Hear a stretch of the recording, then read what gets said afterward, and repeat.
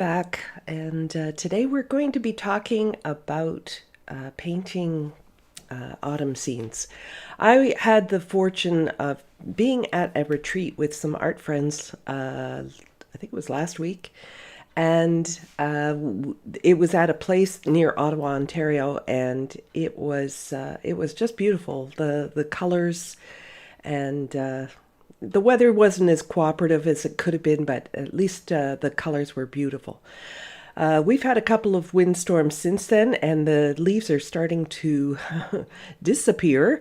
So I thought we better squeeze this one in before autumn's completely gone. So let's jump in and we'll take a look. So this was the beautiful scene that I was able to capture near the lake, or pardon me, near the Ottawa River. And the sun was low and it was hitting these trees. Now let's talk a little bit about the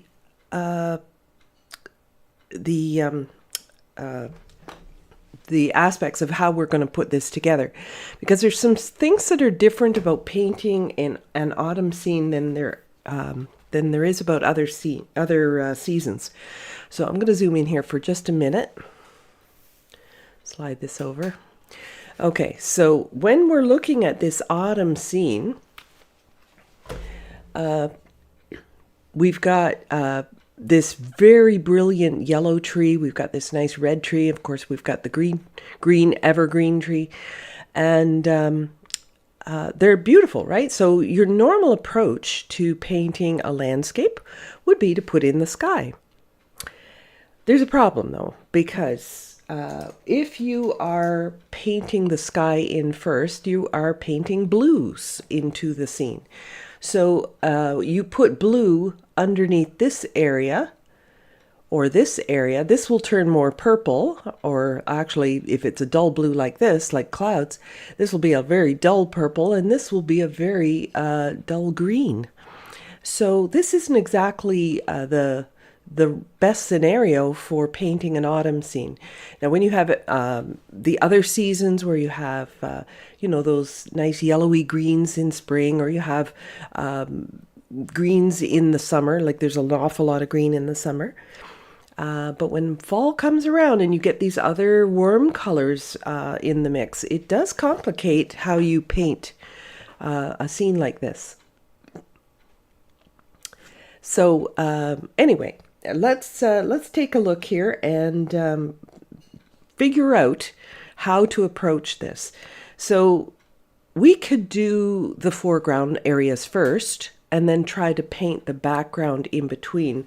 But oh my goodness, look at all those little bits and pieces between all the branches and everything that we would have to fill in. But that would be a solution for sure. Another way would be to mask off your trees.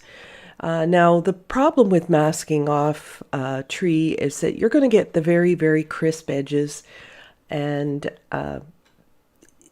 it's going to be very tricky to paint all around it and everything else, or paint the tree back in. But the most important thing is that if you try to mask it off just with a brush or something like that, it's going to look kind of phony. And what I mean by that is that you can't get the natural look of the foliage as easily when you are, carefully applying masking fluid here, here, here, and so on all those leaves. So that gets a little bit strange. So one solution that I will do is to take something like a sponge. Okay, so I don't have a sea sponge quite handy but I do have a cellulose sponge. Or actually, this looks like it could be a part. Yeah, this is a cellulose sponge. Cellulose is a type of sponge. It's man-made. It's not from the sea, but it's got lots of nice little holes in it, little pockets and things like that. So you can apply your paint and or masking fluid with a sponge and get something a lot more natural looking than if you did it with your brush. Okay, so coming back to the picture here, that I could put in my trees first, and then I could come in with that. But if I decide to do my background first, get that out of the way, because these clouds are going to be soft, right? And I want to keep them soft. So I'm sharing with you the my thinking process. What's the easiest way of going about this? The leaves have specific shapes, and trees have specific shapes where the clouds are kind of melting all together. That means those have to be painted wetter, right? These clouds up back in here, and this distant shore, and all of that kind of stuff has to be painted kind of wet, which would be a problem if I have to slow down to tuck in around all of these branches and things. So what I'm going to do, it's maybe a little bit unconventional, but what the heck? Let's just do it anyway. I'm going to take some ordinary soap here, and I'm going to mask in. I'm going to use my soap and my masking fluid. Right, so I don't want to shake it. It'll make a bunch of bubbles, but I can stir it to make sure that the color, this one actually has a color. This is a PBO drawing gum, which is another name for masking fluid. And the drawing gum has a blue in it, and that allows you to see it on the paper. So I just want to make sure that's well mixed in, so everything's, nothing's settled to the bottom of the jar. I don't want to make the bubbles, so I'm not going to shake it. And I'm going to zoom out here. Too many remote controls. I can't remember what's what. There we go. All right, so I'm going to be working on a larger sheet today. I'm going to be working on a half sheet watercolor paper, which is 22 wide and 15 inches high. And I'm going to just maybe paint in or draw in my main shapes. So I'll draw in my land in the foreground, where the river is in the far bank. And notice the far bank back here, the light is on it. Isn't that gorgeous? The way that the light is hitting these trees. Now this was after a day of rain, and then just before the sun sets, of course, it comes out. But it was like somebody just turned a light bulb on. And this is printed on just a sheet of regular copy paper, so it's not very bright. So why don't I put the image on the screen for you, if I can find my mouse. So I'm going to add in an image for you. I've also posted a link to this image underneath the video, so you can find it there. All right, so we'll go with this one. All right, so there's the image. And I think I'll put it over here on the right-hand side. And I'll just zoom out just a little bit more. There we go. Try to get out of the way of the image. There we go. So, all right, so I've got my sponge. Now my sponge is already pretty squishy, but I'm going to just give it a little bit of a rinse in my water container. Clean water, just squeeze out the excess. And now I'm going to take some soap. And I'm going to take a little bit of soap and put it into this sponge. This isn't any special kind of soap. It is just a soft soap or a hand soap that you would wash your hands with. All right, let's not drip it on my paper. So I'm gently massaging this into the sponge.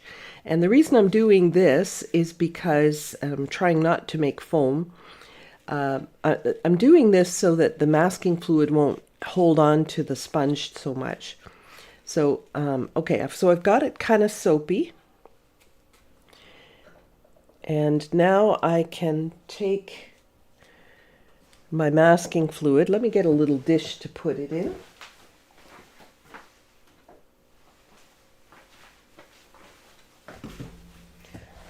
grab a little dish here, and I'm going to just pour a little bit of masking fluid into this. So this is a technique that you may not have seen anywhere else. I mean, I kind of created it, but who knows? Maybe I'm not the first. Okay, so I'm going to go with my sponge into this masking fluid.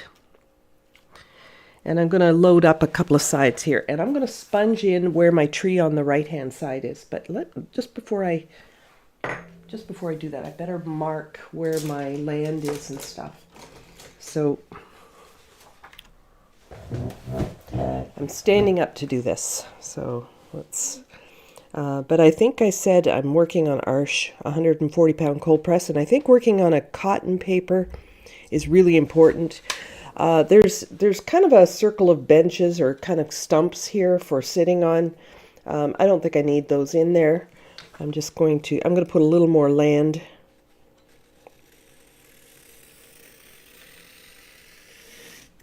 Just there, and I want to put the placement of my tree here.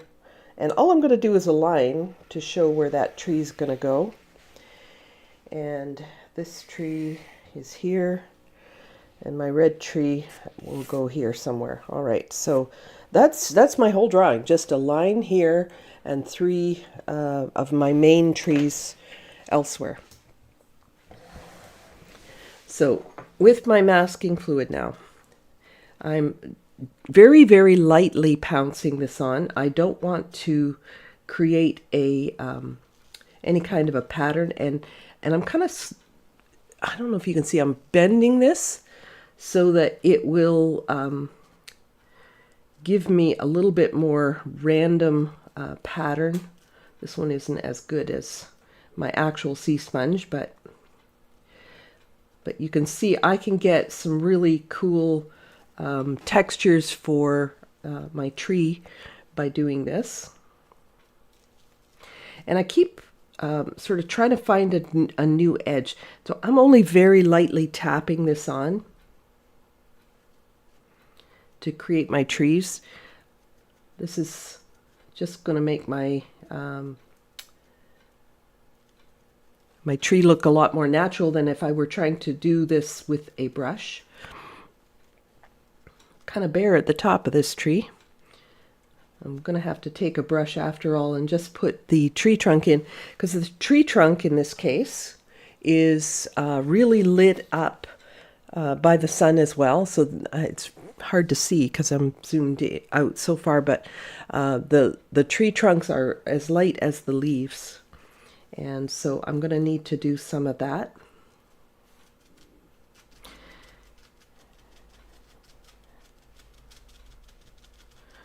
All right, I need more. I think I need a little bit more masking fluid. And yes, I'm getting this stuff all over my hands. If you were to do something like this, you might want to wear gloves. And that would be especially true if you have a latex allergy. But you should also know that they do make a latex-free masking fluid, which is good to know.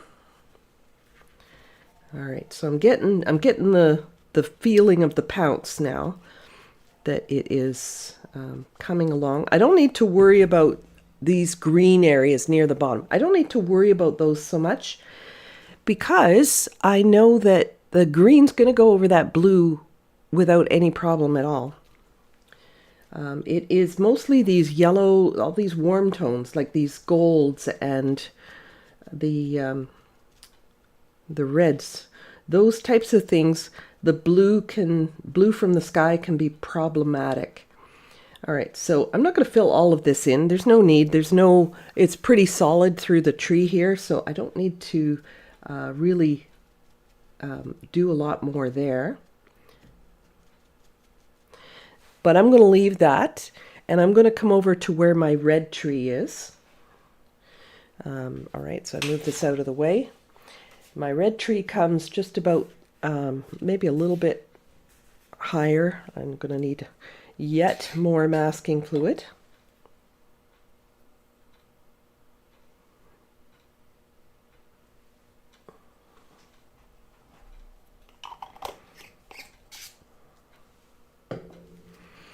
All right, so I am looking at just where the yellows and reds are. That's mainly the thing that I need to mask. The greens are going to be no problem. But that is what makes painting autumn a lot more problematic. But if you really want these trees to glow and look like the sun is just kissing them and turning on the light, you really do need to protect the white of the paper in order to get those colors lively and bright.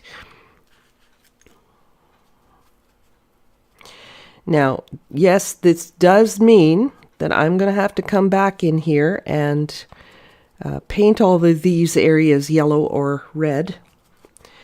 That is what this is going to mean, but it will give me the brightest, freshest color. And by using this sponge, it's going to make it look a little bit more natural, I think.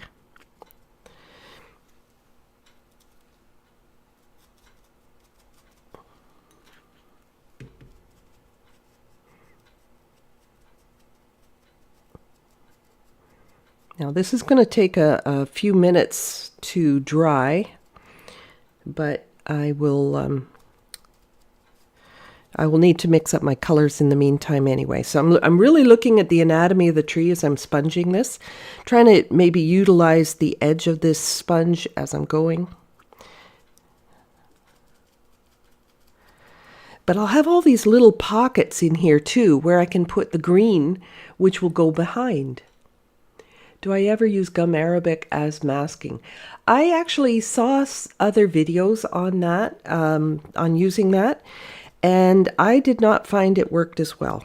I was not that successful. Now, it could be, you know, I'm tend to be more of a layer painter, but I suppose if you were just doing one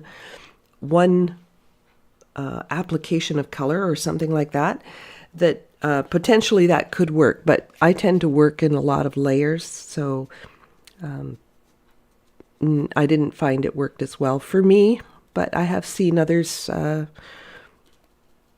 talk about using that and advocate for it, but I didn't find it worked for me very well. Do I ever put masking over a wash? Yes, absolutely. You could do that. You would definitely have to be careful, especially with in nature.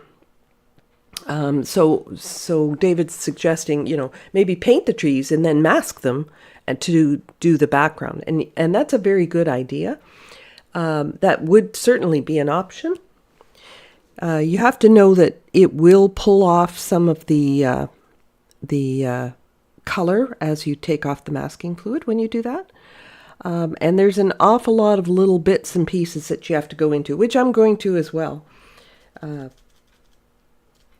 But yes, that's certainly an option. That is one of many ways, and that's the beauty of watercolor painting, is everybody's got a different approach to things. So if you're thinking this is the way to do this kind of thing, it's merely one. And since it was kind of something I came up with, I thought I would share. Now this is really gooey, and I'm going to get this out of the way and wash off my hands and such, and I'll be just a second doing that.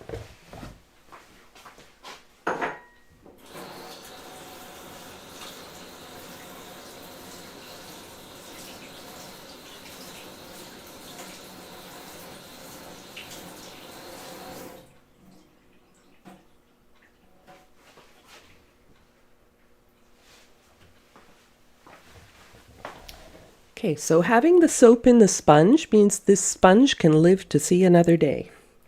It is not going to be rock hard. I'll be able to use it again.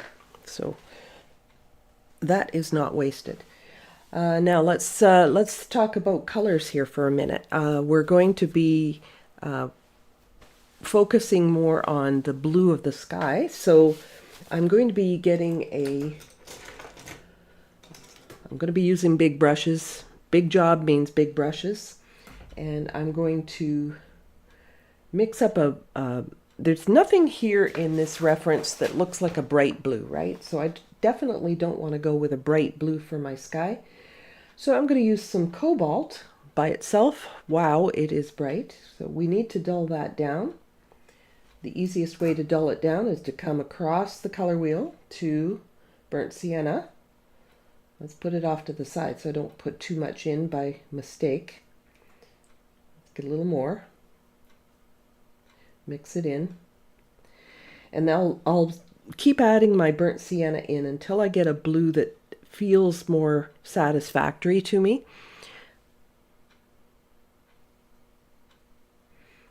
You really don't want to put too much burnt sienna in. That will just kind of take the life out of this. Now, there was something. I did say that I needed to mask off some of these lighter, like where the light is hitting these branches. I also want to mask off this distant shoreline. So I think what I will do is I'm going to take my masking brush this time. I'm not going to use the sponge done. Just need to find it. That's not the one I was looking for, but it might have to do.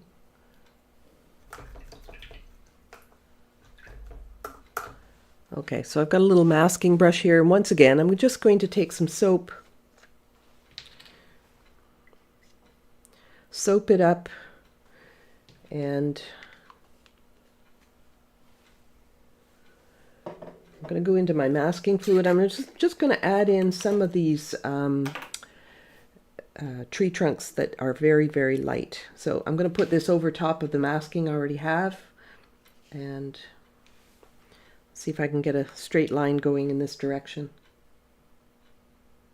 I really don't want it that straight anyway. Trees aren't that perfect.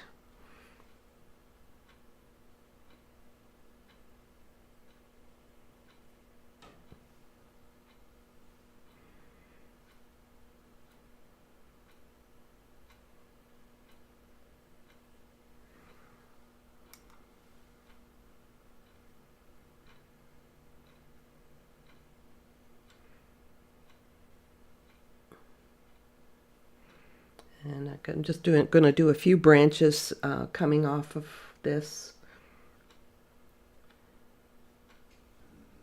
I'm probably not going to finish this in this morning's demo, just because of the fact that, these are going to take a long time to paint back in after this masking comes off. And we will have to wait for layers to dry and all of that sort of thing. So just looking to see if there's any other areas. Just this shoreline here. Now this shoreline, it has to be straight. It can't be on an angle. It's going to look like a very strange river if it's not absolutely straight. So even though this hill comes down, this line is going to have to go straight across.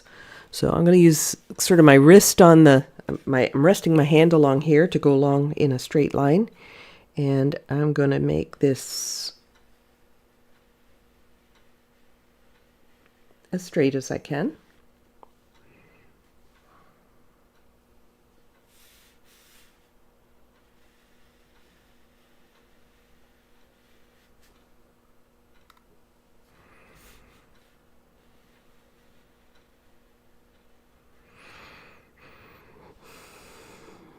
Wouldn't hurt for that to come back into here. This will eventually be covered up with other foliage and stuff, but I can put it in there for now. And it's not entirely like just a stripe. It has trees on it, and so just the top edge of this, I'm going to make it a little bit irregular.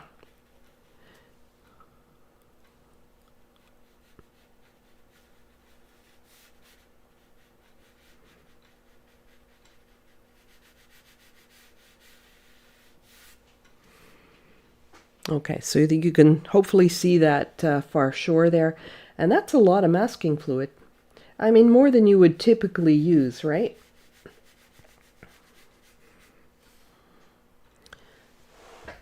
Usually you're masking off little areas, but these are pretty big, especially since I'm working on a half sheet.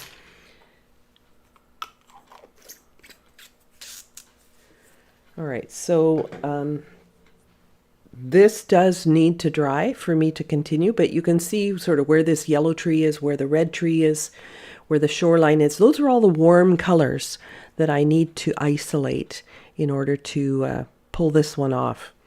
So, okay, there's obviously this is still wet and so on. So I'm going to just carry on with some of my mixing. I know I've got a big area to cover, so I'm going to need a bigger puddle anyway. My biggest downfall, I would say, you know how hard some habits are hard to break. My biggest habit that I have trouble breaking is making enough paint. And knowing that this is a big area, I'm going to mix lots.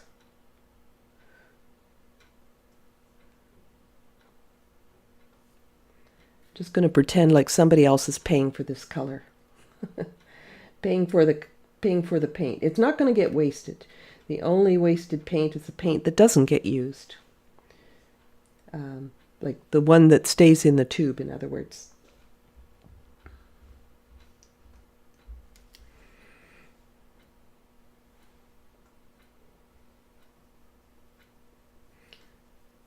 Okay, just going to make part of it a little bit more dull over here, just on the side. And hopefully I have enough color there. So this will be dried, but I can see a puddle here. I don't know if I'm even going to hit that, but yes, I just put my hand in wet masking fluid. So I'm going to wait just a little bit longer here before I actually paint that on there. I think my water, the color for the water may end up being a little bit duller still.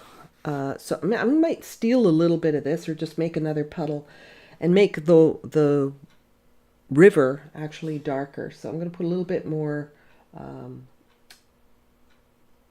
burnt sienna into that, make it more gray than blue.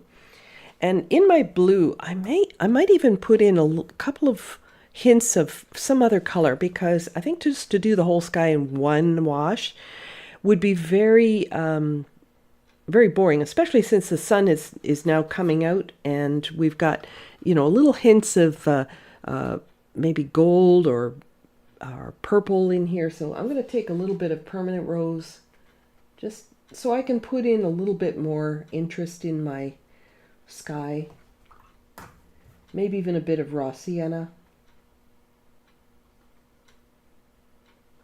Now these are just going to be hints of color. Now I'm not going to put a lot of this in. It's just going to be here and there. What size paper am I working on? 22 by 15, so it's a half sheet watercolor. A bit of lavender in there, and yes, and so if I add in some of my permanent rose into this, it will turn a little bit lavender. So that would be that's going to make my sky look quite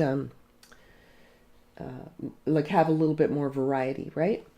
And you're saying very diluted phthalo blue for the river. You could, yeah. I think phthalo blue might be okay, but I think it's a little bit more warm than a phthalo.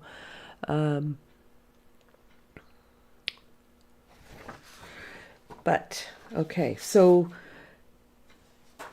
let me just, I can definitely see that some of this masking fluid is still dry. Now this is something I do not recommend, but like when you're at home and you're doing this, don't use a blow dryer to dry your masking fluid. I'm just going to try to speed this up, but I can't get very close to it with this because I don't want to bake it onto the paper. I just want to dry it a little faster.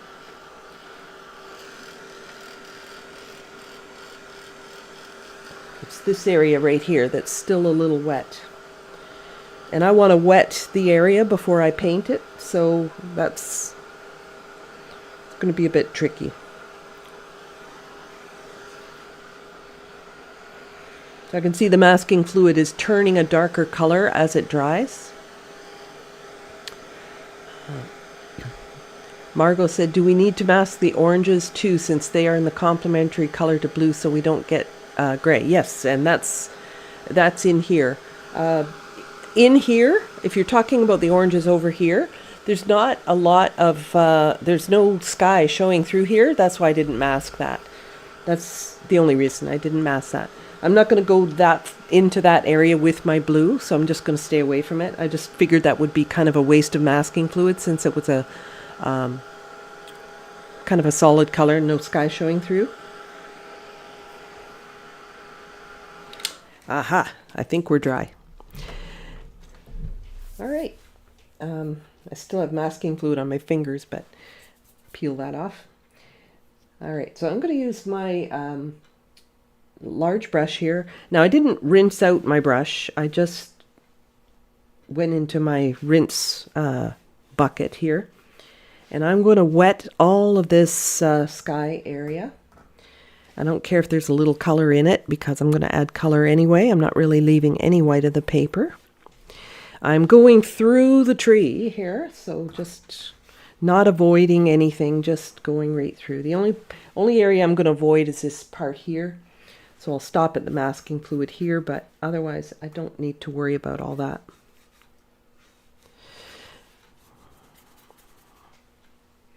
And you'll see I'm going back to this water container quite frequently. Maybe it's easier if I just bring the water container over. Now this is going to start making the paper wrinkle.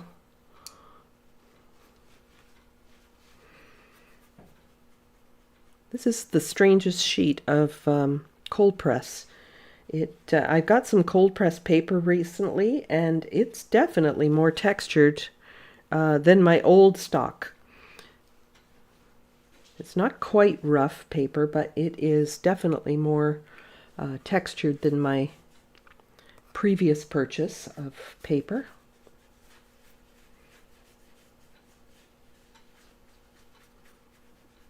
Okay, that's as far down as I'm coming. You can't see this water. You might see a little whisper of blue in there, but so in terms of starting to paint, I'm going to wait for a minute. I'm going to wait for a little bit of this to soak in. Now I put lots and lots of water paint on here, watery, dirty water, I guess you might call it. Put lots on here, but as it's sort of soaking in, my job is to redistribute some of this color, because you know even though I stretched this paper, it's big, and it will. I mean, the fibers are going to fill up with water. They've got nowhere to go, so the paper is going to do this until it dries again, and then it'll be completely flat. But for now, it will wrinkle a little bit. Not as badly as if I hadn't,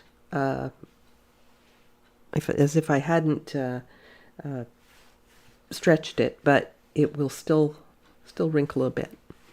So I'm redistributing this water, and what I'm looking for is that, maybe I can tip this and you can see the shine on it.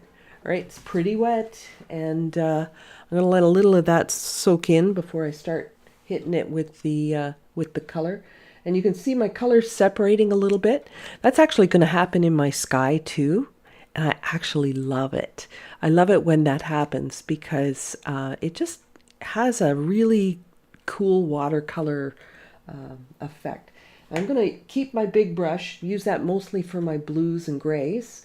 I'm going to use a smaller brush, a little bit smaller brush, to put in some of my warm colors. That way I'm not contaminating my colors here. They'll mix and mingle on the paper, but I'm not worrying about that. And let's put in a little bit of raw sienna here and there, maybe some pink.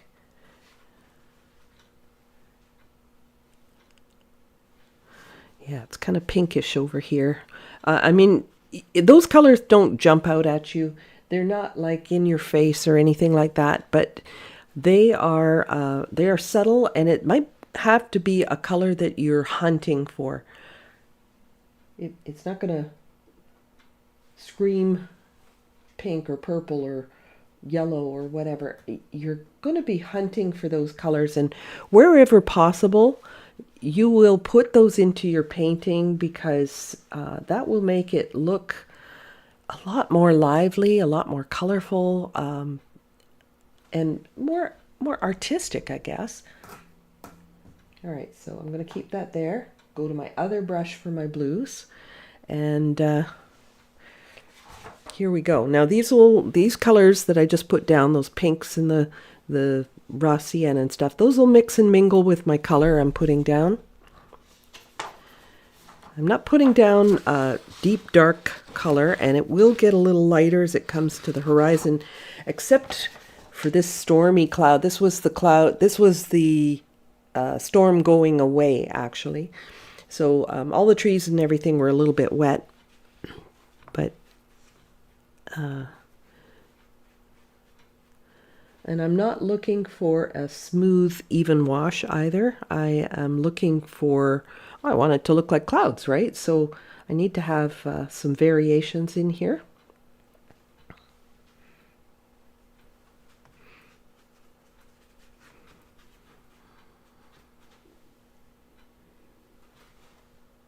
Now, my understanding of watercolor means that I know if I leave a gap like this, that's going to creep together. It's going to slowly come together. So I'm going to leave a little bit more gap than I think I need. And then there's this darker stuff near the bottom. And again, I don't have to go all the way over here where the trees are. Well, I guess there is kind of a lot of sky through there. Let's go through this part. But on the right-hand side, there's no sky showing through there, so I'm going to leave that alone. And I'm watching. Is it pooling anywhere? Is it going to give me like a weird line coming through here because of a wrinkle in the paper or something? Those are things I'm kind of looking for right now.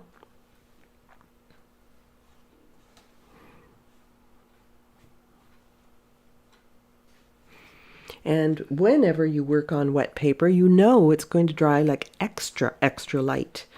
So I'm going to put a little more in here. And this is going to do a couple of things. First of all, it's going to dry more the correct value. But secondly, if the sky is dark, and this is part of what makes the trees illuminate, that's what's going to happen. It's the dark sky in contrast with those bright, brilliant colors of the trees will look even more dramatic. So don't be afraid of the dark. It's going to make your trees look even better.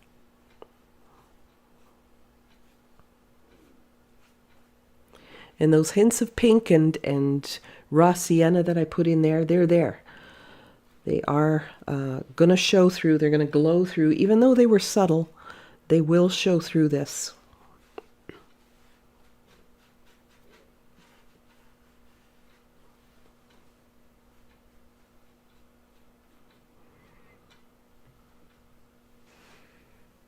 Now my color for my river, a little more gray.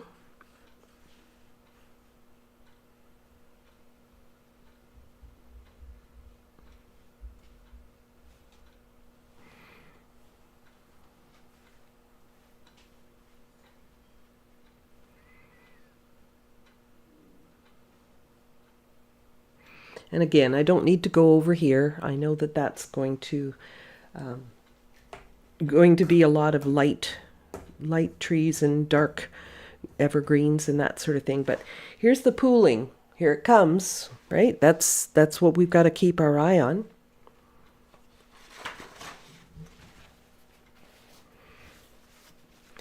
So I'm going to blot my brush, right? I'm still using this big brush here, and I might pick some of that up, and so I picked up some of the extra moisture.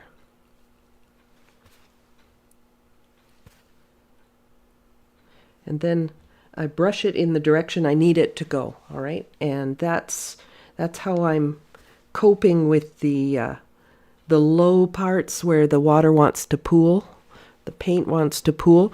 There's also the option of tipping and tilting, but I don't want things to run down into these bands that I've created here. So I'm just going to keep my eye on this until it gets to the point where the shine begins to settle down. Got a hair sitting on my paper here.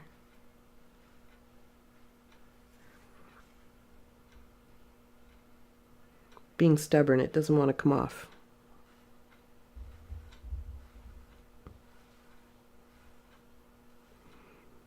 Well, as long as it's over there on the masking fluid, it's not going to cause a problem. So I'm just going to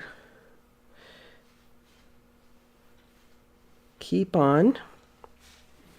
I've got my river spilling the banks here. I've splashed or something there.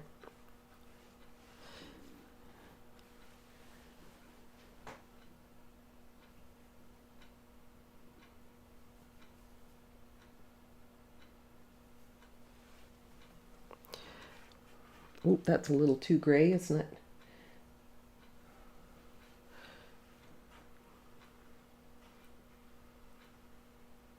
Right under that masking fluid, stopping at the shoreline, the foreground.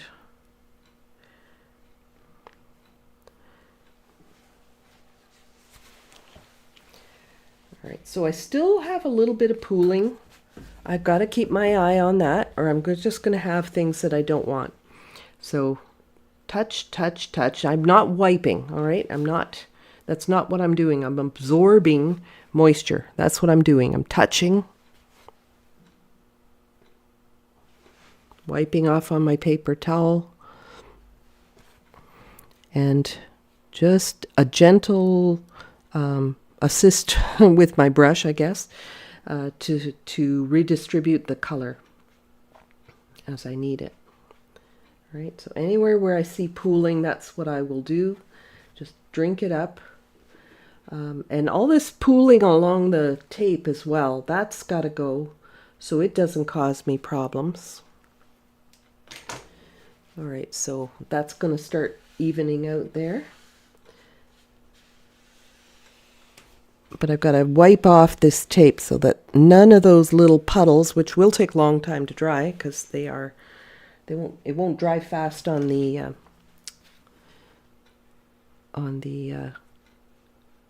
tape like it will on the paper. Right. Still wiping off little pools of color. If I feel like I need to add anything in, anything that you need to add in at this point, I'm going to do that with drier paint because, as you can see, stick that in there. It's still a bit shiny, but not terribly shiny. So I want to make sure that my brush isn't. I'm not going into the. You can see all the colors pooling in this spot. I'm going over here where it's drier, so that I'm not adding a lot more color where it's not needed.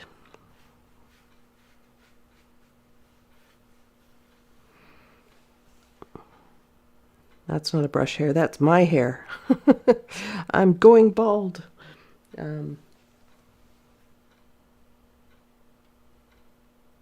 Try to scoop it up with the point of my brush here, if I can.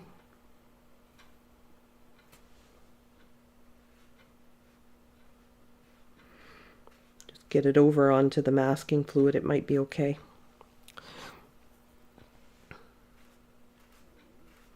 I'm just going to leave it, and I will just brush it off once the paper's dry. All right, so I'm wondering whether this is going to be dark enough, so I'm just going to add a little bit more. It's still at that sort of, like lots of moisture has soaked into the paper, so I can still work here. It's amazing how long you can actually, how much time you can buy yourself and how long you can work if you let a lot of the paper soak in.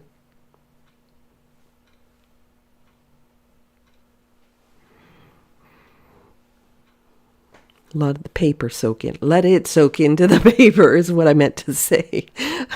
I just realized what I just said. And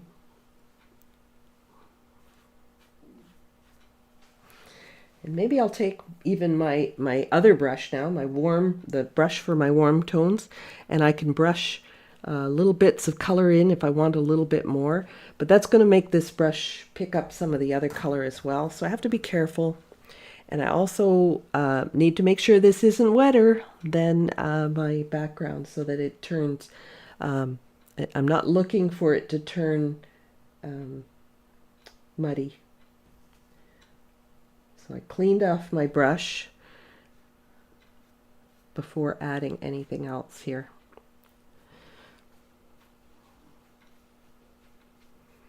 Just little whispers of color in the sky. So much nicer than just taking your blue sky, painting it on and using a paper towel to sponge off your clouds, right? It's going to be a lot more interesting. But I still think that it could get a little stronger because I just know that when you work on wet paper, how much lighter it actually gets.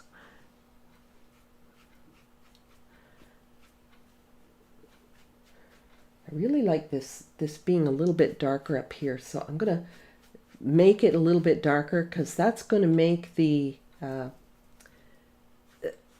yellow tree just pop off the page.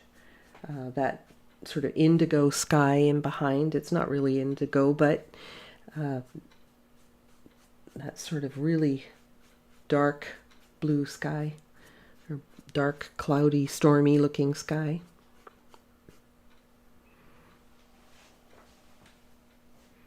All right, so these are all things I think about as I'm putting down my color. If I make it dark here, that's going to make something else look really nice and bright. So if I add more dark here, it's going to look even more dramatic.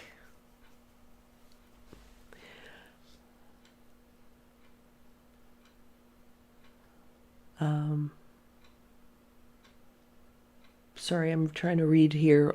Something looks blue under the light.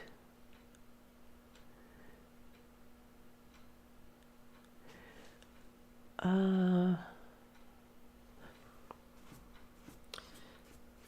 I'm going to keep painting so I don't run out of time here.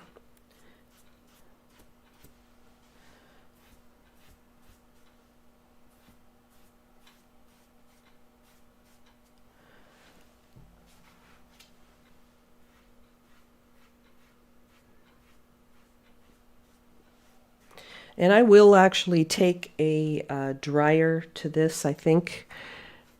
You do need to use caution when you are using a dryer and you have masking fluid on your paper, as I mentioned.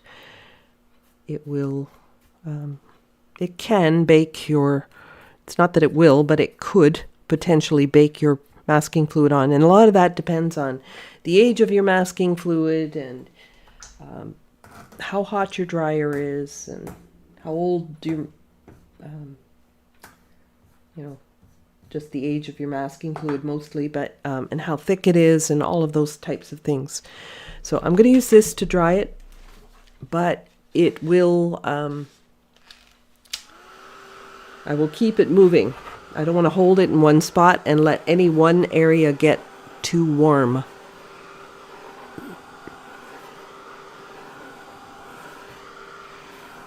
I had a little bit, that was probably my cuff hit some of that water, and I should probably roll up my sleeves, but my cuff went through and some of that came onto the grass, but the grass will be darker, so I'm not concerned about that at all.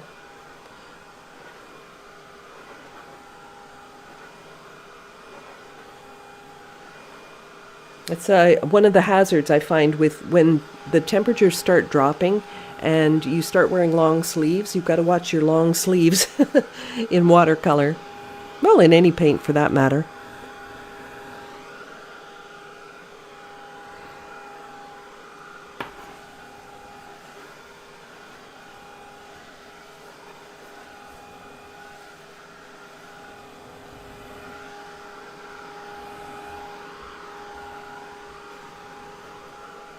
But this is going to dry lighter than what you see, and I'm wondering if I've gone dark enough.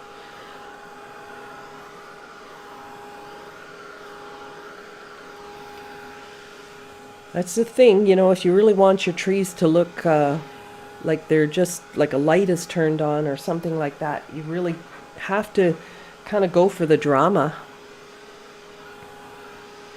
I've got a light here, maybe that's causing a bit of glare.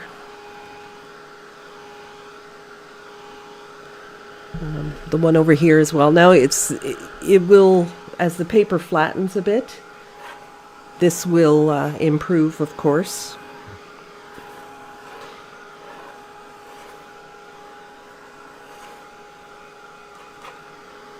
Now my masking fluid is reasonably fresh. It's still in good shape. I didn't buy it very long ago. So I shouldn't have a problem with using this heat tool, but do be aware that it can cause issues.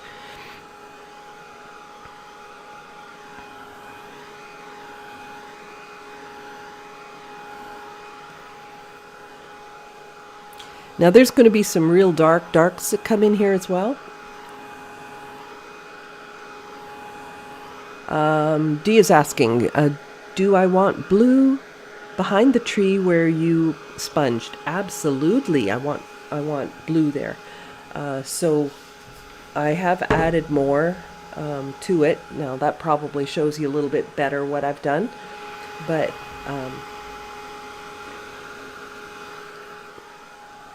I've got lights on either side, so that's why you're seeing a bit of glare. As the paper flattens, this will resolve itself, hopefully.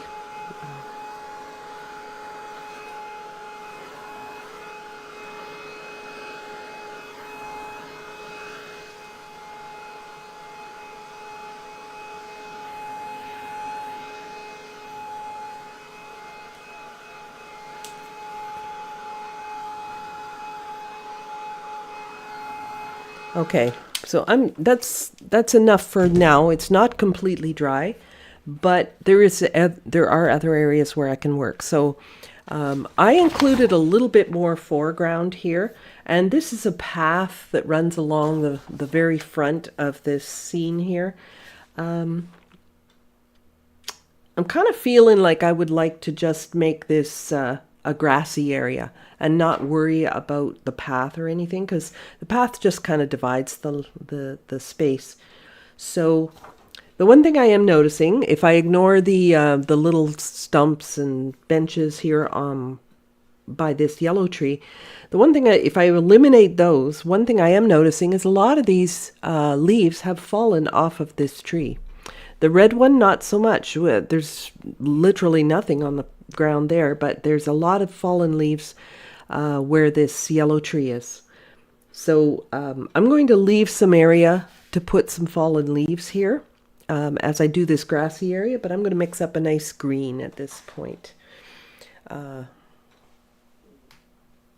right, so my green, let's mix it here. I'm going to take my warm brush that I used.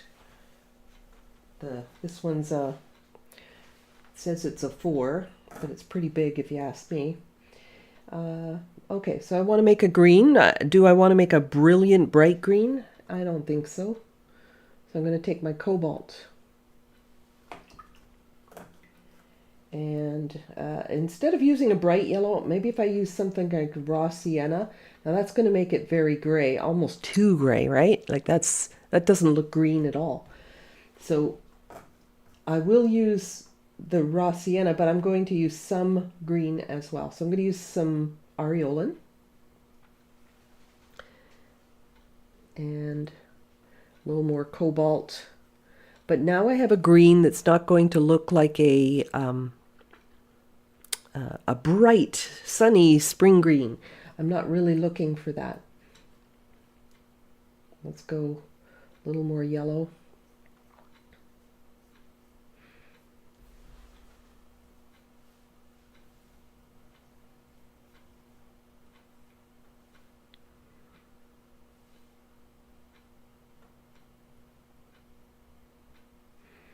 there's alternatives to that. Of course, if I wanted to, I could use cobalt blue, maybe a bit of quinacridone gold or something like that to make it more golden. So if I throw a little quin gold in there, that makes it maybe slightly more olive.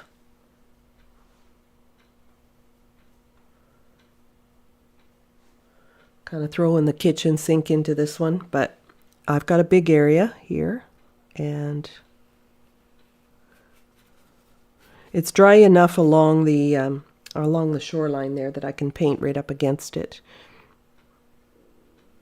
Most of the moisture was up along the top, but this is dry enough I can paint here. And as I'm painting these little grasses, I might even take my brush and just flick upward into like where the tree is there. And I'm painting this on dry because I can get a stronger color by painting on dry than I can with painting on wet. But that means I've got to have a full brush and a lot of color mixed up, which remember what I said, go back to what I said earlier. You can see I didn't mix quite enough color. So one skill I've developed, I guess, is remixing paint as fast as possible. As fast as possible, so that I can keep going. And it might change the color a little bit, but that's okay. I'll blend that in. Looks just okay. It looks pretty good when you're talking about landscape anyway.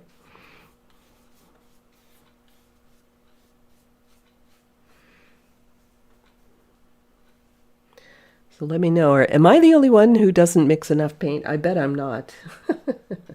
I'm always yelling, "Oh no!" as I'm running out of color.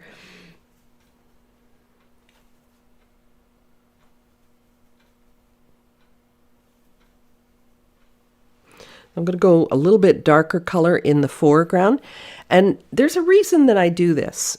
When you put a darker color in the foreground, you automatically create the sense of perspective. So what's closer to you is going to be stronger in color than what is off in the distance. So if I create the grass in a way that it goes from darker to lighter, it's simply going to feel like more perspective.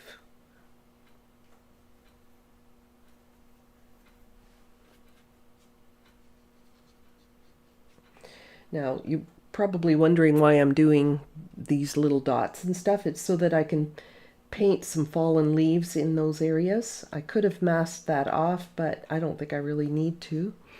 So I'm just going to leave some places where I can add that.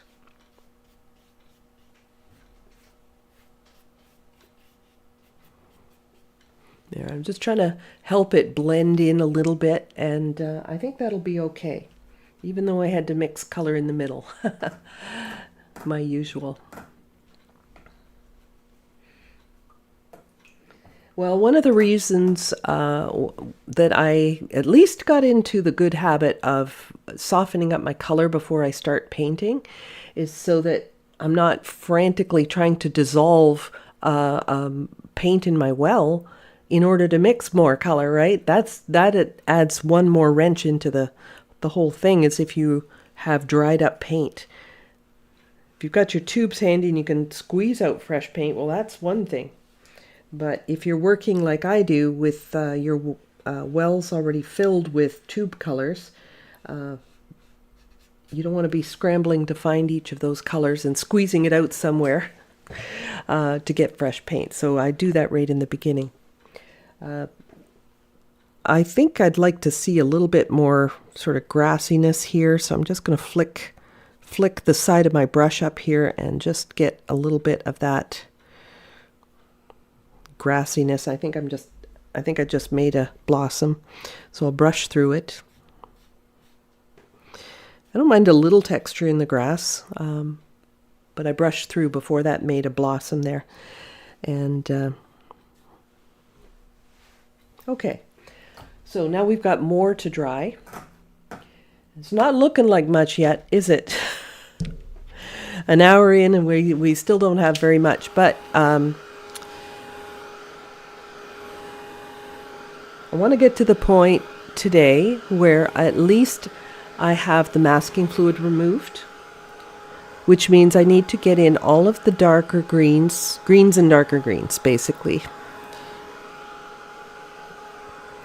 I'm going back up here. I can feel the paper still wrinkled. It's not totally flat yet.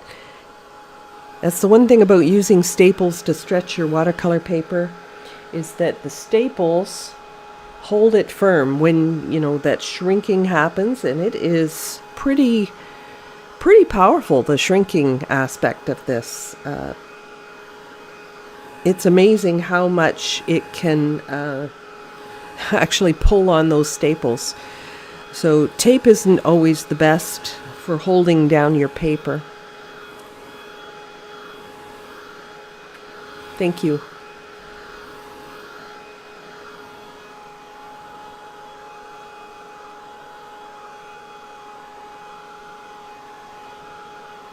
Okay, Dee says, I don't mix enough paint, and when I do, I'm amazed how smooth my wash is. And yeah, that's the big secret, right? Mix all your color first. It's a little hard to see my sky because it's so similar to the color of the masking fluid. But it'll definitely show up well once I start putting on the greenery, the green trees in behind and that sort of thing.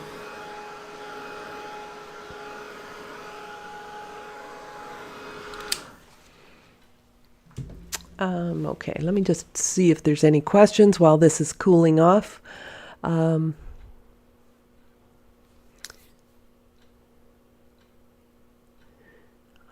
don't see anything that I don't think I've answered.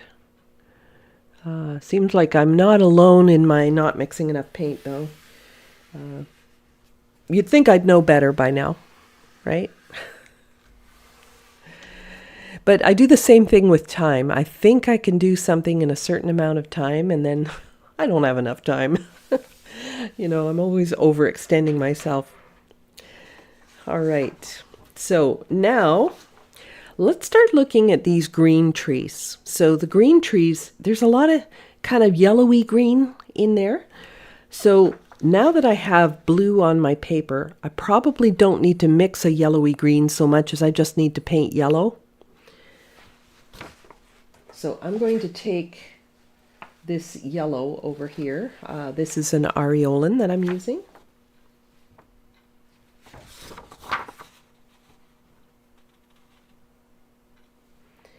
I might even use a little bit of gamboge, so a warmer yellow. Where the sun hits the trees, you will get a warmer yellow or a warmer green. And of course we need a dark green. So we need a dark green, and I've mentioned this in other videos, but a really quick way to get a nice natural looking green is to take one of your yellows. I'm going to use aureolin here. And I'm going to put Payne's Gray into it. Let's get all this yellow off my brush so I don't contaminate my Payne's Gray. And put Payne's Gray into it, and you get a terrific dark natural looking green. Fast and easy. If you decide you wanted a cooler green, for example, more bluish, well, you know what to do. You add more blue, right? It's pretty straightforward. All right, but I'm going to start with these yellowy greens, put the light ones on first. And I'm going to start at the top of this tree. Now I'm going to make this tree a little bit shorter than the others, because the one thing I do find is that you can almost take a ruler and go straight across the top of these trees. They're all lined up exactly the same. So I'm going to, let me roll my sleeve up a little more. I'm going to start at the top of this tree here, and there's a few branches within here as well. And for this, I'm holding my brush way back on the handle because That's going to give me more wobbly, natural looking brush strokes than using the tip of my brush. Or I am using the tip of my brush, but holding it up here like a pen, everything will look a little bit too deliberate and it won't look as natural. So there's some of this. This makes it feel like, oh, I don't have much control, but at the same time, it's kind of like, oh, that looks the way it should. So there's some light colored branches out here. So I'm always starting with my lighter color because that tells me what I need to work around. If you put the dark down and all of a sudden you've got too much dark on there, there's not much wiggle room for getting your light colors in there. So you can see, even though I'm painting with just yellow over here, it's all turning green. So I'm going to come down into this tree. I want some of this to be hiding in behind this tree.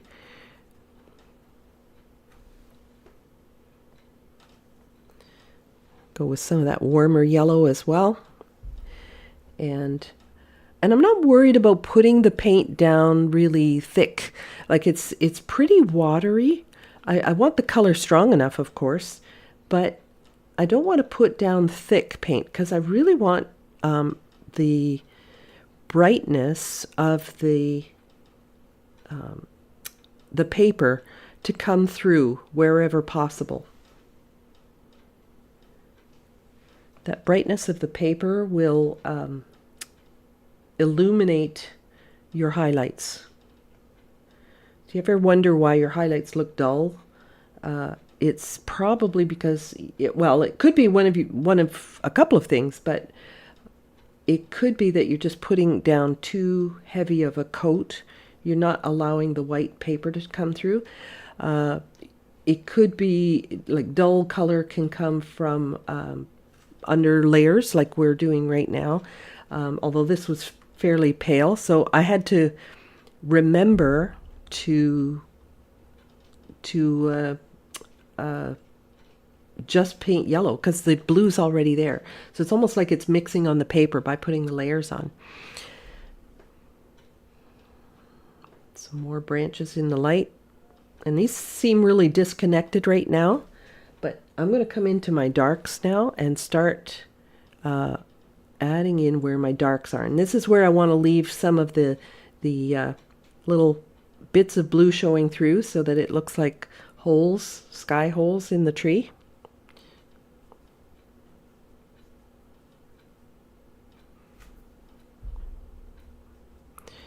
I felt like I was having a little too much control there, so I'm back holding the tip of my brush.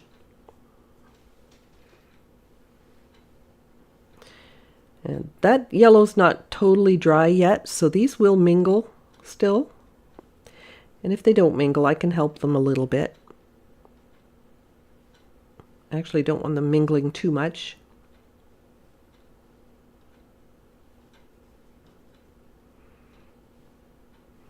This is especially useful if you're working large like I am right now, because this largeness allows, this sort of random stroke making to be a lot more free. You feel like, oh, it's too scary in a small area. So if you work large, it will feel a lot more comfortable. And I'm noticing things like the little upturn of the end of the branch. Oh, Angela, I'm so sorry. Our clocks don't change until, I think it's is it this weekend or the next one? I'm not sure. Maybe one of you will know or could look that up and let us know. It's funny, I was thinking about it and I thought, oh, I must remember to put a reminder for my friends in the UK, and I'm so sorry I didn't think to do it. I've had a lot on my plate and I thought of it and then it was gone. Like so many things these days.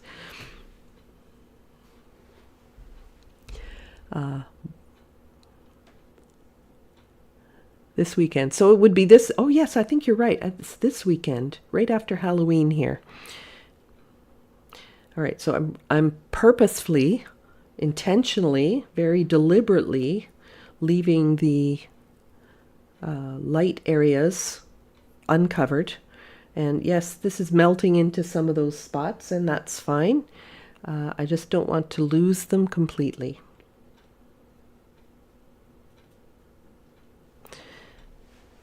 And this tree here has a long reach when it comes down to the lower limbs. Like they're getting pretty long. They're almost like they're reaching over to touch that other tree.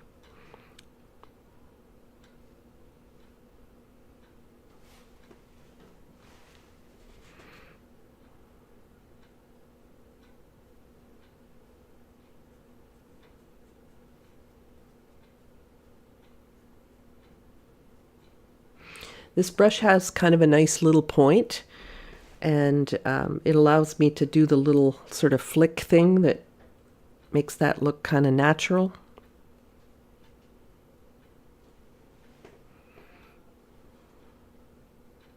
And the weight of these branches, now they're starting to come downward, and I think I'm going to have to do something before I finish this tree here. I'm going to have to remove the masking fluid for this distant hill. So I don't want to remove it off my trees here, but this is off in the distance, and I want this dark in front. So I'm going to take my little pickup tool and remove part of this before I continue. So I'm going to just remove this little section. This is going to be that very bright shore on the other side of the river.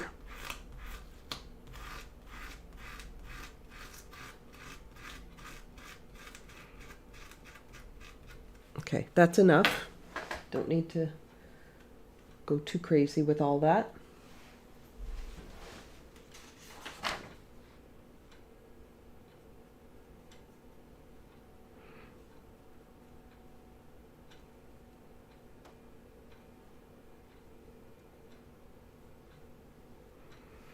And when I come down to, and I have to mix, guess what? I have to mix more paint.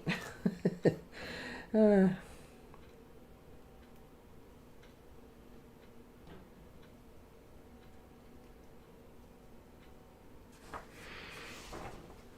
think a little bit more paints.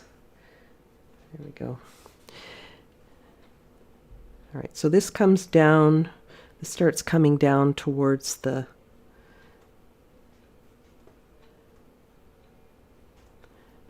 river a little bit more.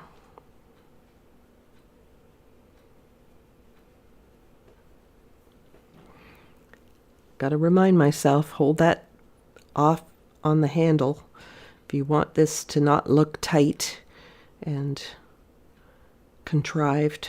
It's funny how we have to work at that, right?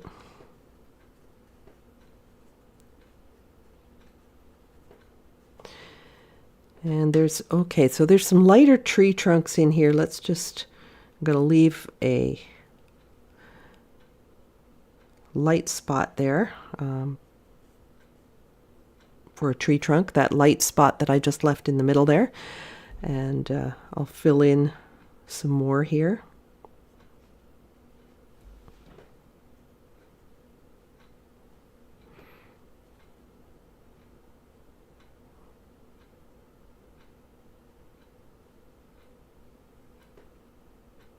So I'm negative painting around a few tree trunks that I want to add in later.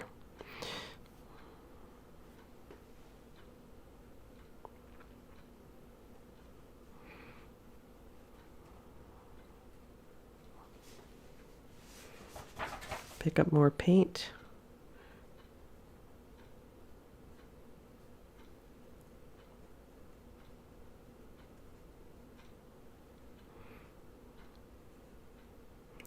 So I'm just randomly choosing a few spots to put some tree trunks. Well, not that randomly, I guess. We do need to have them connect to something, and then this one kind of goes into that yellowy tree, or yellowy part of the tree.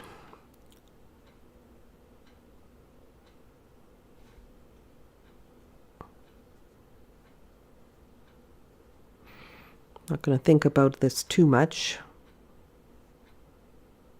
All right, I'm going to come back to that side. I need to continue over here, and I want to get over into this tree. Now this tree, really looking at the difference between what this tree looks like and this tree looks like, because this one's a different type of tree, and the branches are definitely hanging down more.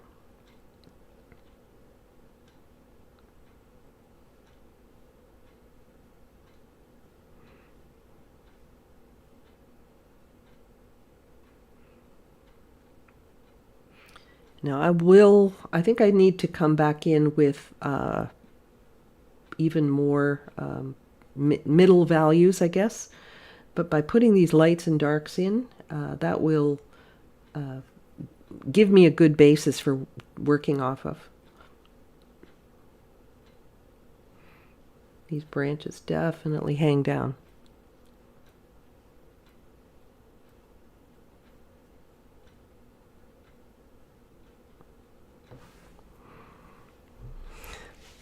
Right on the handle, at the very end of the handle. It's funny how it's almost better when we force ourselves to lose control. And it's weird how much more natural it looks.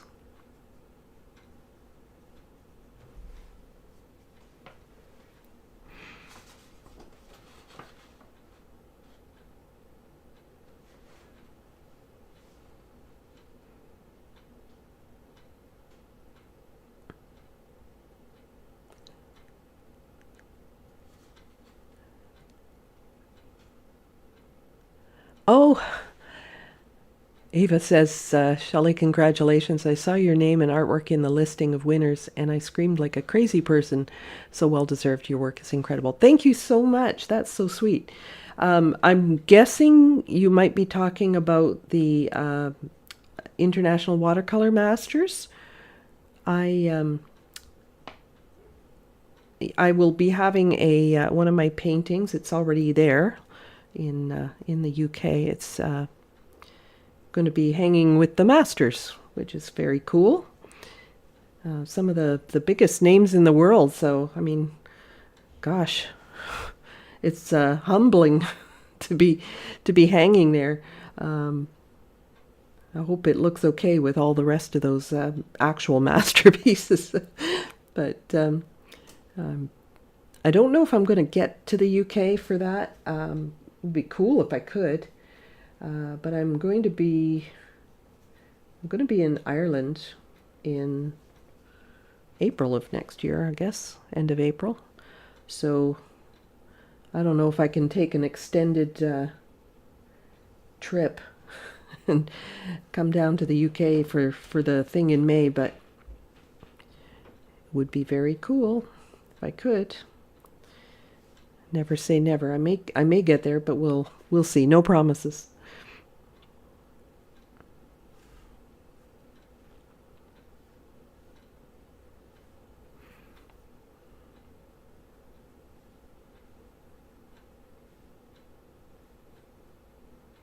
Little spindly little branches here that I'm trying to get in. And there's even a couple of naked branches. So we have, for example, some actual branches coming down.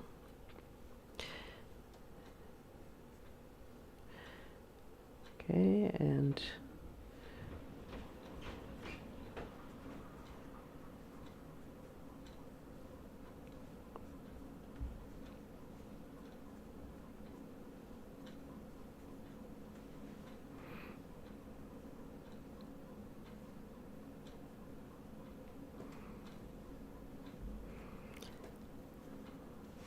as I'm going down my tree, I'm also thinking, where's that land? Where's that land on the other side? So I've got to try to make it like the tree end in the right place, kind of thing. Here, I'll use the same green just as a place marker for that tree trunk there. And this once again starts coming across the land in the distance.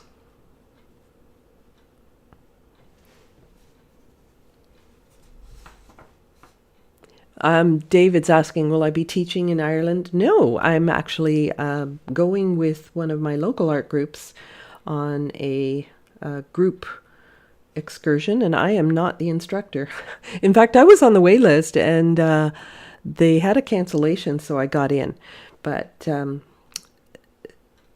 I'm looking forward to that, and we'll be doing some plein air painting and touring and all kinds of fun art stuff. Just like 10 days of just totally immersed in painter talk with my friends. I never get tired of it. My non-painting friends don't get it, but do you ever find that you get so obsessed with your painting that your friends think you're weird? Yeah, we talk colors and mixing and techniques and all kinds of stuff, but I know a lot of the painters that are going aren't necessarily watercolorists, so maybe I'll have an advantage there. Now I'm mixing some of my yellow into my green to make more of a middle value green, so that I can get more of a transition, not just light dark on the tree.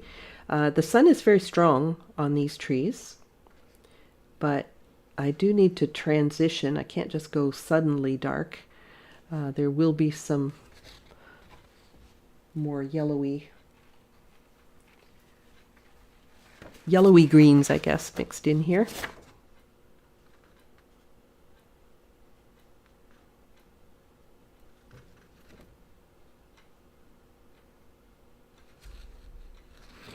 Okay, so I'm going to do a little bit. There's a little bit up over here, which almost appears to me to be mostly a naked tree, but there's a little bit of green over on this side.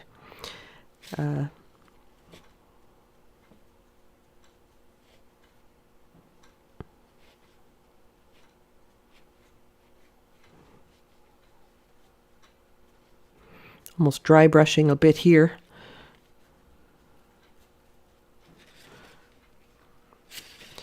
And as I come down through this tree, I want a little bit of green showing through this tree, which is later going to be red, right? I want some of the green showing through there. I know it feels like I'm painting the red tree green, but it does need to have some of this. And I'm using kind of thicker color right now. I'm kind of dry brushing this through.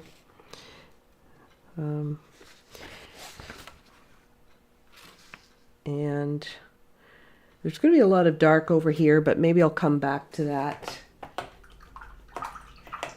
I'm going to rinse this off. I'm going to dry what I have. Maybe just put a little more yellow in, and then I'll dry what I have and take some masking fluid off. See what's left. The one thing I do know is that a lot of this, these red areas, these yellow areas, they will be safe. They will be okay because of the masking fluid. So let's just give this a quick dry, get that masking fluid off.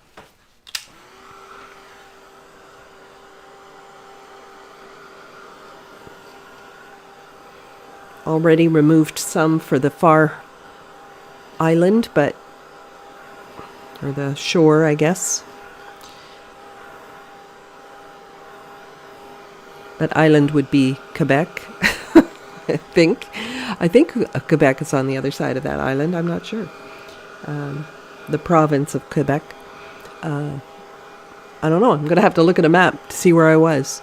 But I think it's on the other side of the Ottawa River is Quebec there.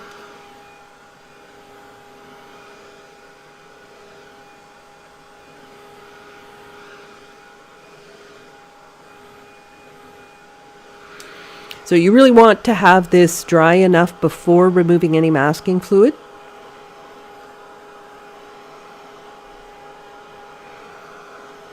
Eldred says, I miss my art friends. I moved to an area that doesn't have art groups. So you enjoy your lives so much. Oh, you're so welcome. That's the one thing that COVID gave us. That was the one present that we got, is it connected us from all over the world. And I, for one, am thrilled and delighted that I have people from all over the place, all over the world, really, joining me to paint together on Wednesday mornings. Didn't start off with that intention, but that was certainly a happy result.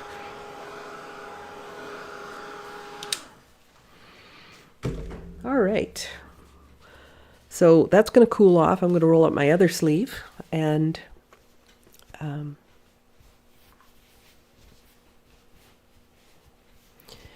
so Marilyn's saying Lillishall is, I hope I said that right, is worth a visit.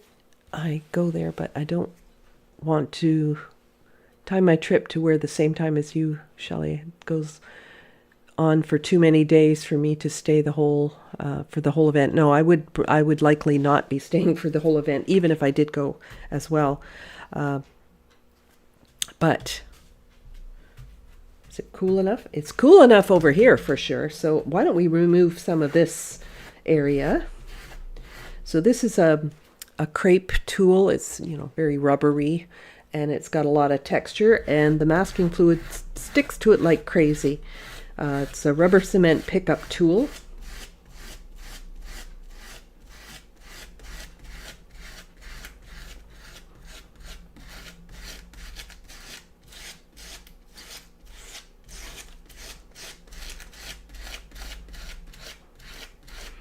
Very gratifying to remove masking fluid, but sometimes it takes a little bit of elbow grease.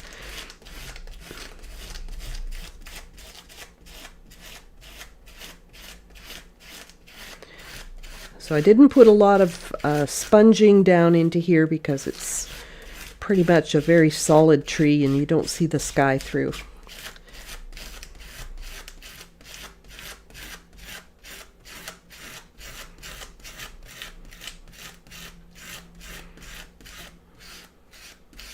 Now, as it happens, the place where I was staying was there was a building basically behind where I was taking this picture. And the building is casting a bit of a shadow on the bottom portion of these trees. But that only illuminates the fact that the sun is hitting the bright areas. So I'm actually going to incorporate the darkness of that shadow onto these trees.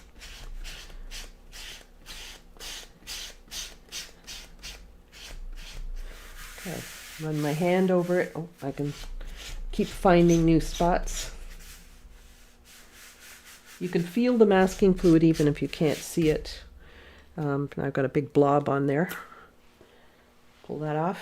And I'm going to come over here. This is cool enough now, but I'll start at the edges. The one thing you'll notice as I'm taking off my masking fluid is I'm not going back and forth. I'm coming in one direction. First of all, it collects the masking fluid in one direction, but secondly, it's a little easier on the paper surface. You're not, I've likened this to like when you pat a dog. You pat a dog in one direction, not both directions, because it's just weird, right? But you make the hair stand up, and we don't want the fibers to stand up. So I'm pulling towards me as I'm doing this. And as it picks up color, like I will pull these balls off of the tool because this is fresh paint and I could pick up color and transfer it into the white areas that I'm pulling off here.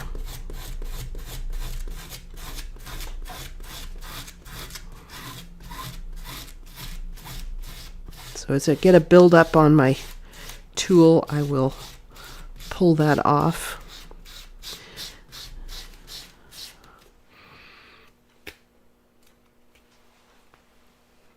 I don't have to worry about it too much, but I still think about these things, and I have had color transfer when I didn't want it to.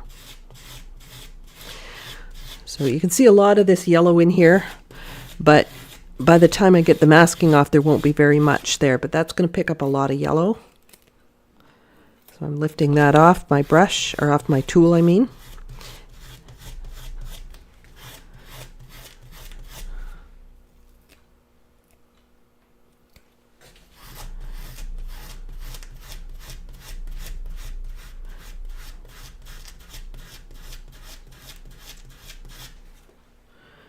So all you see is little bits of the green through the middle there.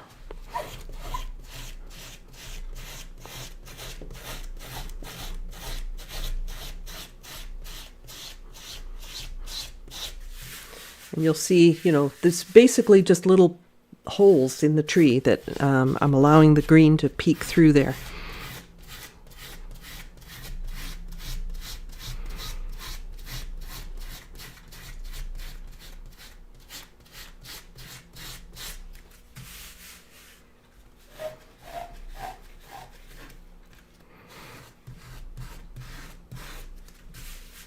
I've even got the occasional blue sky coming through there.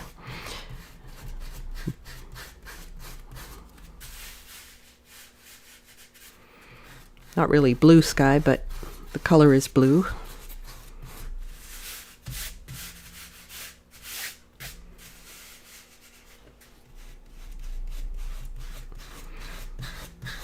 Trying to make sure I get all of that off. Okay, I think I got it all. A bit down here needs a bit more elbow grease. Okay, that feels pretty good.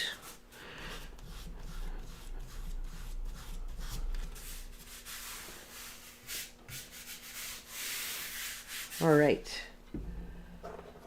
Oh, now, I'm going to rinse out my my brush. Well, actually, no. I'm going to, I see a little bit more green that I need to do. So I need to do some of the greens down in here. So while I have it all here and I'm working on greens, I might as well get that part done too. I just have to remember that I'm working around a tree that is approximately here.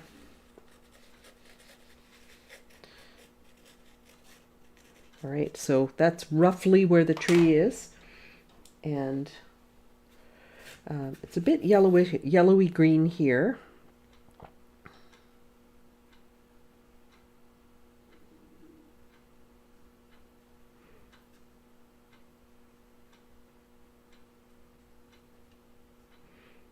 Some of these places, and I'm trying to hit all those places where the masking fluid came off. But you see I'm back to working with the brush handle up really high, and I want to get some darker greens as I come inward.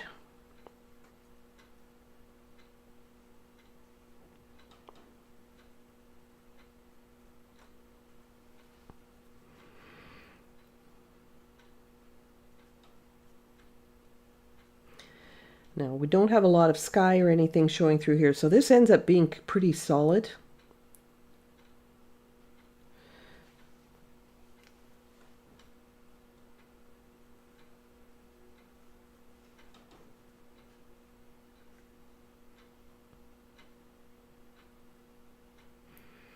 So all this area in here, it's going to end up being pretty solid, and the only exception is going to be where the tree trunk is.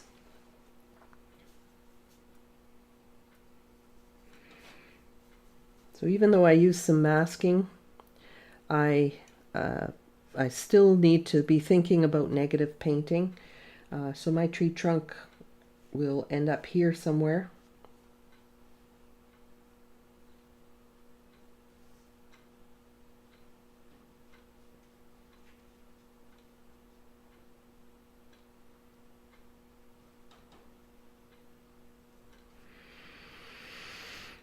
And I'm trying to put a variety of greens in here. You'll see I'm going with some darker greens as I get more and more to the right.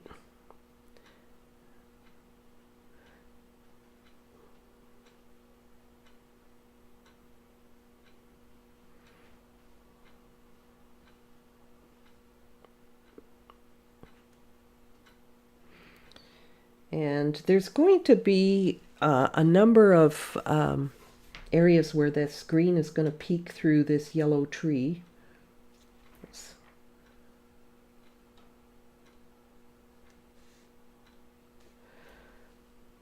So I'm going to leave a couple of areas just for some random leaves, and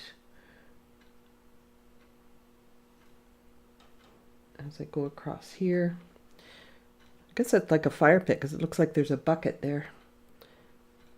We didn't need any fires. It was raining pretty hard most of the time we were there, but still had fun. Imagine that.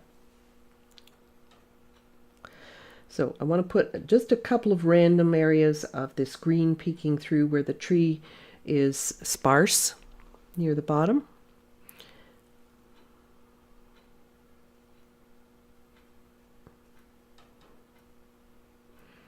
Maybe just a little hint of it every once in a while through the main part of the tree, but most of it is kind of sparse near the bottom. So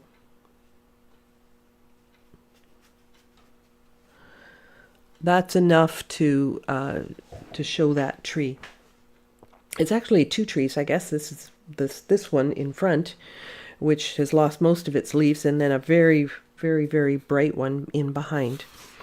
All right, so we have all the green areas. We've got the sky, the grass, the green trees. Now it is time to start thinking about the other trees. Now I may come back to some of this green at some point, but I'm going to take it off my palette. I'm going to rinse off my brush and everything.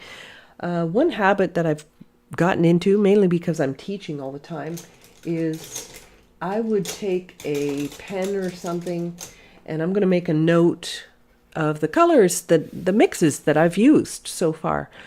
Because if I have to come back to it and mix up the color again for whatever reason, I want to know what colors I've used. I can't tell you how many times I've had students say, I can't remember what I used. And that becomes a little problematic when you're trying to remix and achieve the same color.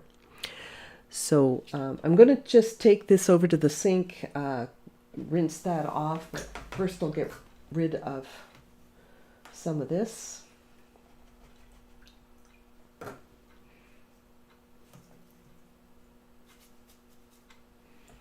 Wipe all this off.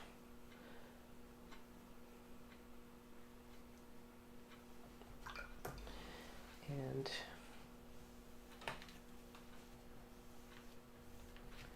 then I'll have something fresh for mixing my warm colors, because it will be important for me to keep these warm colors fresh looking. They won't look like they're in the sun if they're not fresh looking. Okay. I'm going to get rid of that.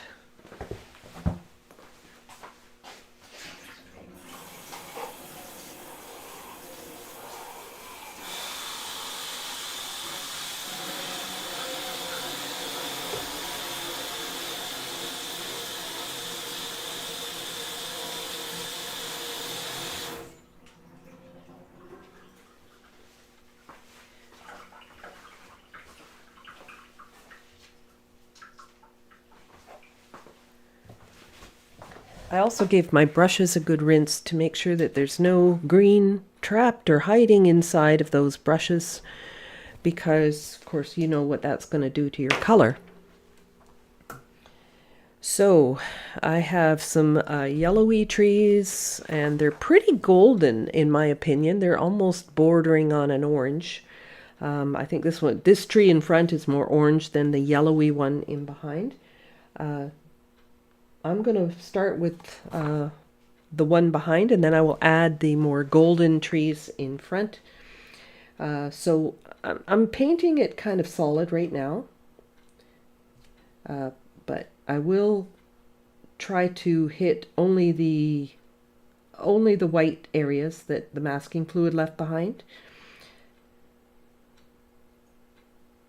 Oh, I got a bit of bleeding here because my green's not fully dry, but we can live with that, I guess. Now if I decide I need more of those greens on there, I can add them on top. That won't be an issue. I mean, there's a lot of yellow and green, so I can add more of those darks in there. In fact, it could be just almost Payne's gray because there's yellow already there.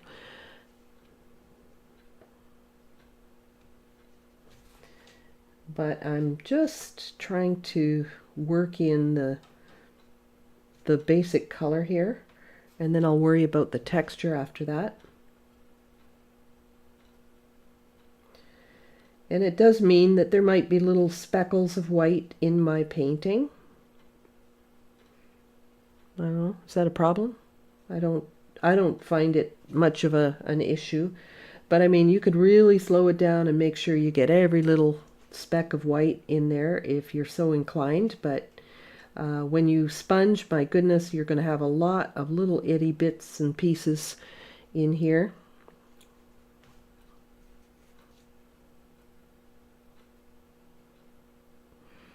But this is where it gets a little fiddly because you're painting just in the whiter areas. Now there's no way you're going to do it perfectly. You're going to get some of these in the overlapping onto the blue as well. But the overall color, the impression that somebody's going to get when they see it from a distance is, wow, look how bright that tree is, right? That's going to be the effect that you're going to get. That wow factor that we're looking for.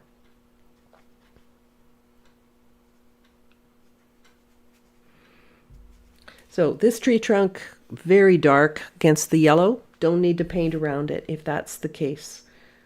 So I'm just going to paint through it. That'll be an add-on afterwards.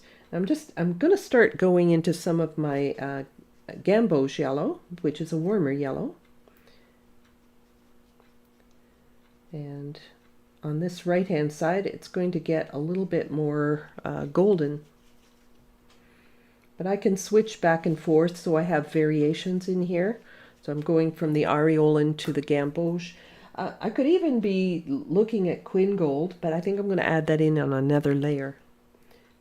Just going to stick to these two yellows for now.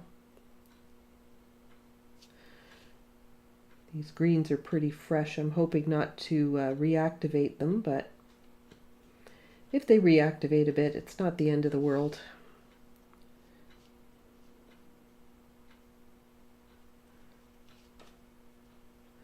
So these are the little pockets of light white areas that need to be filled in with the yellow.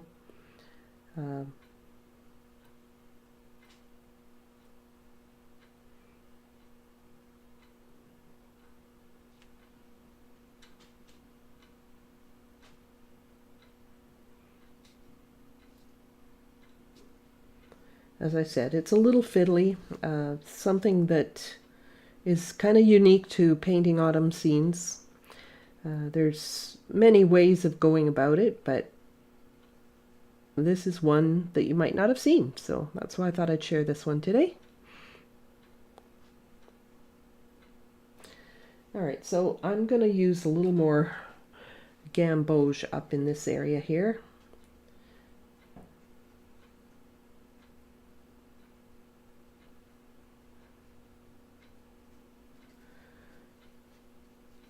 And when this wash dries, I'll start coming in with things like quinacridone gold and adding in the more golden colors. But I want to go brighter than feels correct and at the first, right? Because I want those bright colors sort of hiding underneath my other colors. It's going to add to the glow. It's getting these sort of brilliant yellows in here.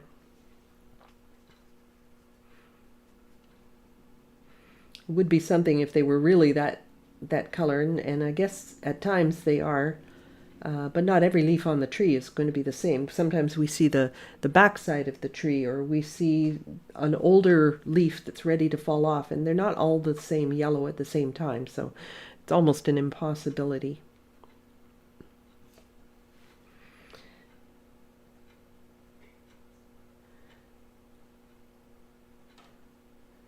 All right, so this is where it gets kind of picky and fiddly, but what I'll do is I'm going to do a little bit of this, and I will do a little bit of the red tree.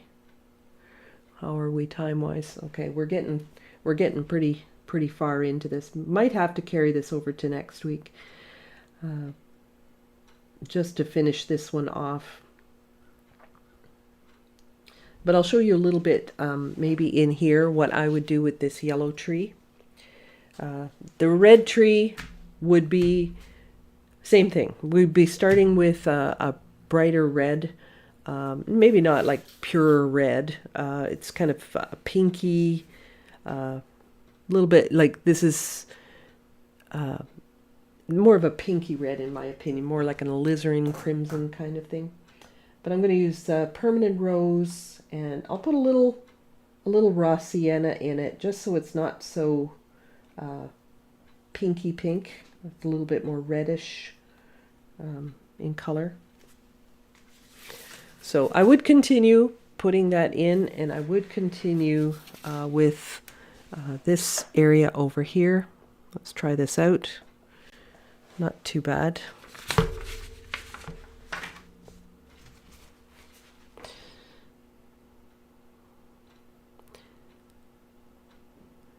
But it's just impossible to put a red over a green in watercolor and not have that green dull down the red.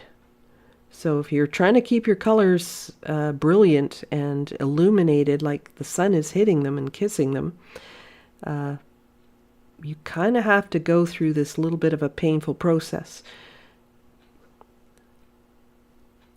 if it's the brilliance you're looking for.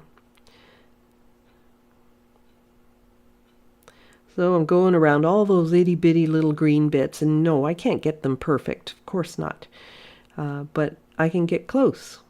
And the overall impression, and it will be kind of impressionistic, I suppose. The overall impression is going to be that these are very brightly colored trees. So that red is on white paper, not on green paper, and that's what makes it come alive. I think that's why I see so many people just say that they struggle with fall scenes, as that they really don't realize that they have to separate these colors on the paper.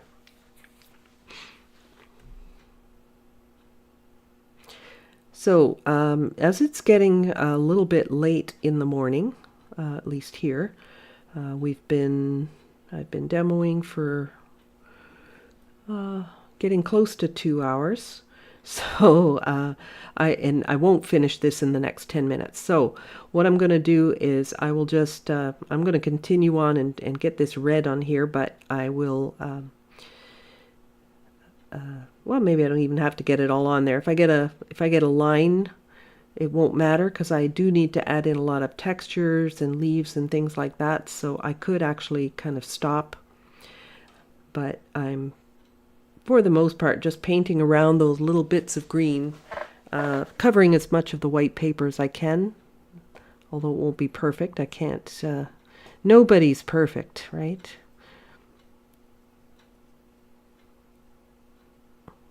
Least of all me. But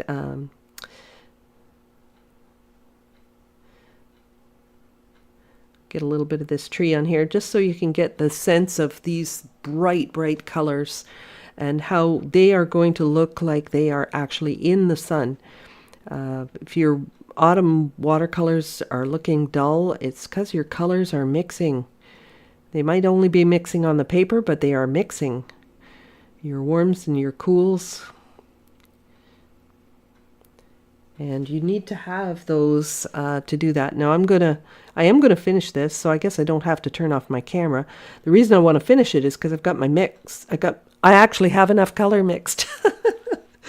For once, I have enough color mixed, and so I'm gonna finish this up. So you can hang around, I guess. But I'll try and look and see if I have any.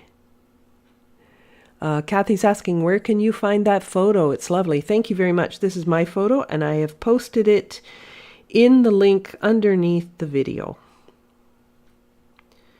So it's on YouTube as a post, and you'll find it there. There's a link right to it. But yeah, it was, I mean, we were all outside taking this same picture. I wasn't the only one. All us artists were like, wow, look at the color. It's just so amazing. And I'm just so grateful to live in a country that has a spectacle like this, a natural spectacle of these kind of colors. I can hardly imagine myself living in a country where they don't have seasons like we do. But what makes Ontario so spectacular in the fall is all the sugar maples and the birch trees, and like the birch trees turn bright yellow and the maples turn red, and then there's always the evergreens which stay green, and just this combination, it's just a riot of color. And how lucky I am to live here. And there are beautiful places all over the world, but I wouldn't want to be anywhere else in the fall, I don't think.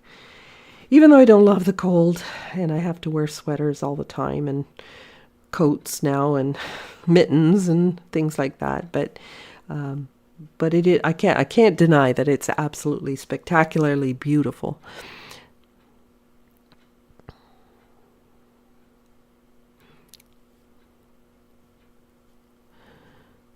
But even sometimes if you have spring scenes and you have blossoms or something like that, blossoms are usually lighter. You don't get really dark colored blossoms, but you might have to treat your trees in a similar way, right? If you've got light colored blossoms on a dark colored tree, like a magnolia, for example, you can't paint the tree green and then add the magnolias on top. I mean, you could, I suppose, if you used opaque color, but you won't get the same luminosity as painting on white paper. Mixing white into your paint is not the same. Lorraine Day says, I've learned a lot. Again, Shelley, thank you for inspiring me. Oh, you're so welcome. I'm glad you're inspired. I mean, I'm inspired by this nature, this, like, what happens in the fall. It's very, very cool. I remember there was a lady that I went to school with when I was at an art college way back in the day, and she was from Egypt. And of course, they don't have anything like this in Egypt, but she was telling us about her experience flying over, and she flew over in middle of October, I think, when the trees were at their peak. And she said she started to cry because she just was overwhelmed with how beautiful it was. She thought that all of these colors in nature, like all these photos that she saw of Canada, she thought they were all photoshopped or enhanced. The colors were enhanced or something, that they didn't look real, until she saw it for herself. And so, yeah, if you ever get the opportunity to visit Ontario, come in the fall. It's beautiful. It's cooler, but it's fantastic.